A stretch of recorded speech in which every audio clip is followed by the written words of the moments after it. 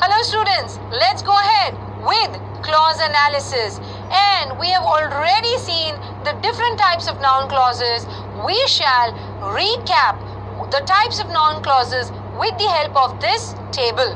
So, first of all, if the sentence begins with the subordinator, that is whenever there is a noun clause and the sentence begins with the subordinator. In other words, the subordinate clause comes first, then it is subject of the verb.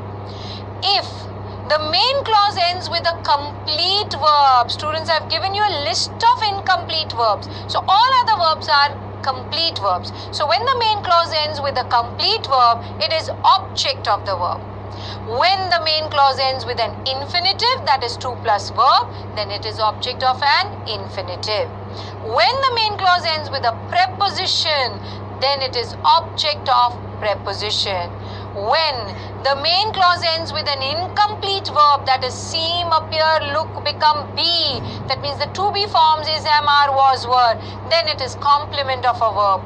And finally, when the meaning of the noun or a pronoun in the main clause is expressed by the subordinate noun clause, it will be in apposition to a noun or a pronoun in the main clause. So students, keeping this in mind, let us go ahead with an exercise. So analyze the clauses and state the relation.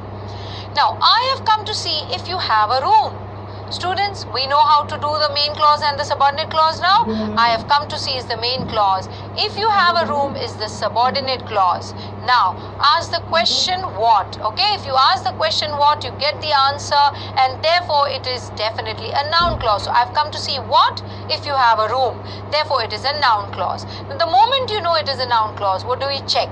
See here, the main clause ends with an infinitive to see, to plus verb to see. When it ends with an infinitive, it is definitely object of infinitive. So how do we write the answer? I have come to see main clause. If you have a room, subordinate noun clause, object of infinitive to see in the main clause. Students, the next one. The priest confesses that he had to encash half his savings to pay for his trip.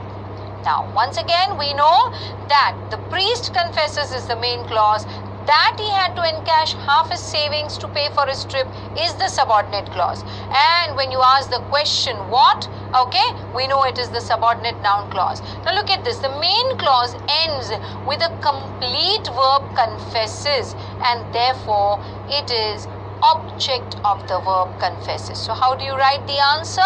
The priest confesses main clause, that he had to encash half his savings to pay for his trip. Subordinate noun clause, object of the verb confesses in the main clause. Students, you have to write the answer in this complete manner. That is if they ask you to state the relation. Remember I said only if they ask you analyze, then you have to write noun clause. That's it. Okay, let's take another one. That India should win the World Cup is everybody's dream. Now we know that the subordinate clause starts with the subordinator. So, is everybody's dream, in short, it is everybody's dream becomes the main clause, and that India should win the World Cup is the subordinate noun clause. Students, here of course it is a noun clause, and now what do we see? That the sentence starts with the subordinator that, meaning the subordinate clause comes first. And because it comes in the subject position, we call it subject of the verb is in the main clause. So how do you write the answer, students?